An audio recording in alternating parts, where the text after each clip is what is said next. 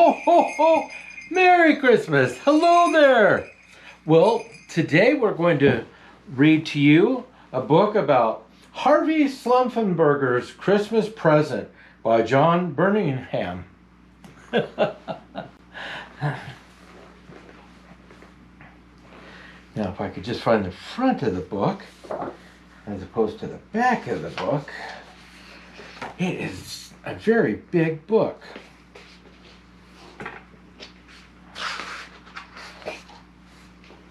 It was Christmas Eve. Santa Claus and the reindeer were home at last. They were very tired because they had been delivering presents to all the children everywhere.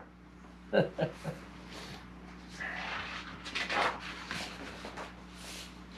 had something to eat, and then Santa Claus put the reindeer to bed. One of the reindeer said it did not feel right very well. Maybe it had nibbled something on the way that it should not have. Santa Claus thought that all it needed was a good night's sleep.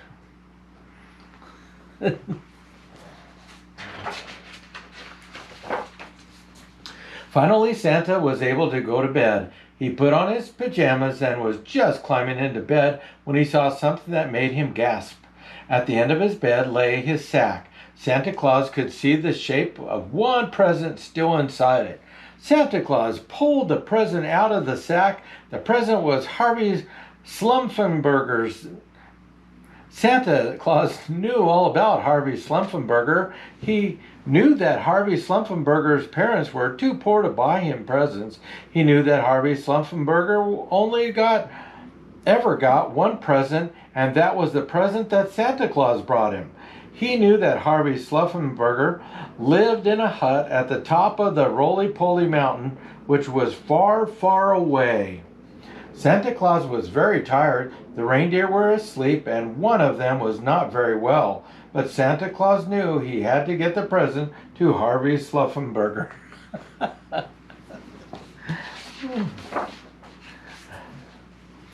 Santa Claus put on his coat over his pajamas. He put on his boots and hat, picked up the sack with Harvey Slumpenberger's present in it, and started to walk through the cold winter night to the hut where Harvey Slumpenberger lived at the top of the Roly-Poly Mountain, which was far, far away. You see him walking there? Santa Claus had not gone very far when he met a man with an airplane. "Excuse me," he said. "My name is Santa Claus. I still have one present left in my sack, which is for Harvey Slumpenberger, the little boy who lives in a hut at the top of the Roly-Poly Mountain, which is far away, and it will soon be Christmas Day."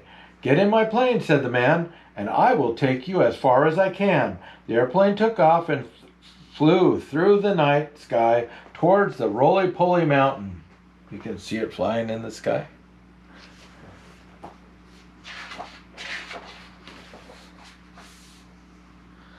Let's see.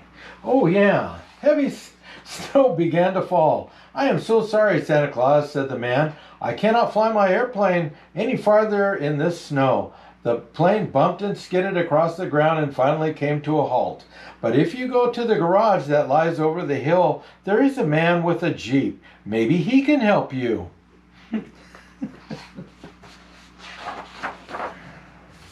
Santa Claus set off through the snow. He went over the hill to the garage where there was a man with the Jeep. "Excuse me," he said. "My name is Santa Claus. I still have one present left in my sack, which is for Harvey Slumpenberger, the little boy who lives in a hut at the top of the Roly-Poly Mountain, which is far, far away, and it will soon be Christmas Day."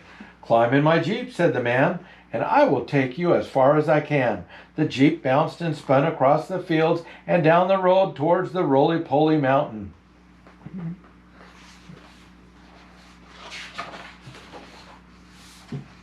But then the Jeep skidded and crashed through the fence and into a tree. Santa Claus was sent tumbling into the snow.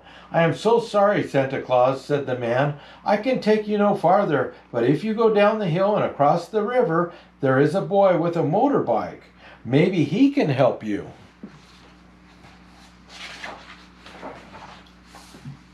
Santa Claus went down the hill and across the river and met the boy with the motorbike.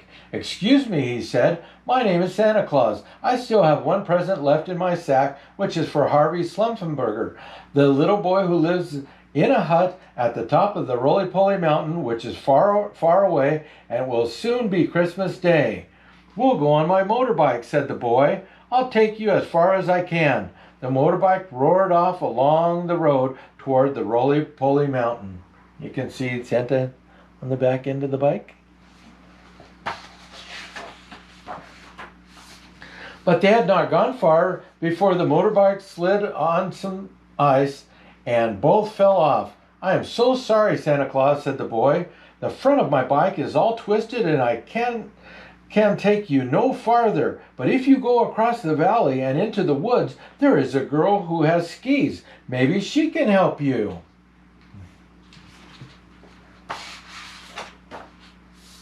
Santa went across the valley and into the woods, where he found a girl with skis. "Excuse me," he said. "My name is Santa Claus. I still have one present left in my sack, which is for Harvey Slumpenberger, the little boy who lives in a hut at the top of the Roly-Poly Mountain, which is far, far away, and it will soon be Christmas Day.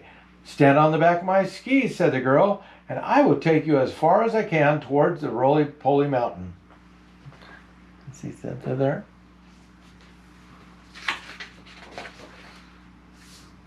They had not gone far when the skis broke with a crack and both tumbled into the snow. "I am so sorry, Santa Claus," said the girl. "My skis are broken and I can take you no farther. But if you go up the slope and down onto the plain, you will be near the bottom of the Roly-Poly Mountain, where there is a climber with a rope. Maybe he can help you."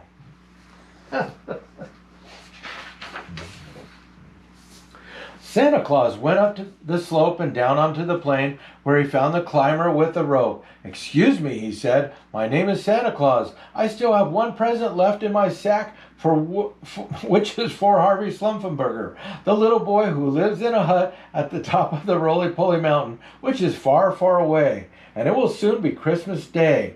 Hold on to my rope," said the climber, "and I will take you as far as I can up the Roly-Poly Mountain." Oh, and here they are climbing up the mountain.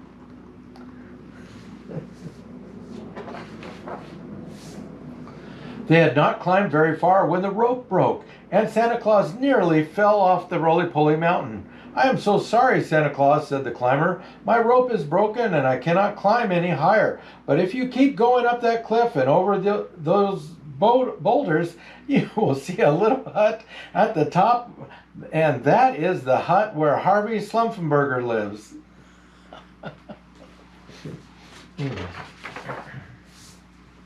Santa Claus kept going up the cliff and over the boulders and finally arrived at the hut where Harvey Slumpenberger lived.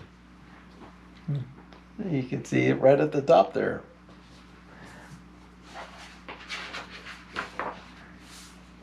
Santa Claus climbed onto the roof and down the chimney and put the present in Harvey Slumpenberger's stocking.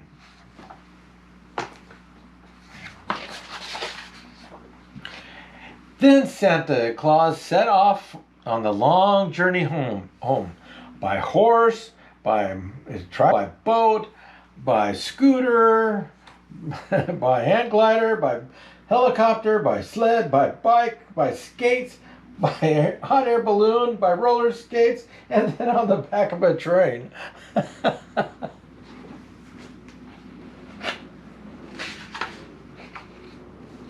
And here he is, going back to his house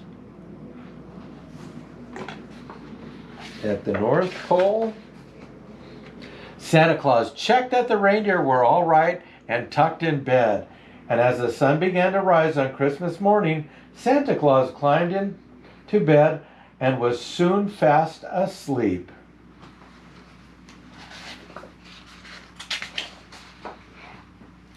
In the hut at the top of the Roly-Poly Mountain, which is far, far away, a little boy whose name was Harvey Slumpenberger reached for the stocking on the end of his bed and took out his present.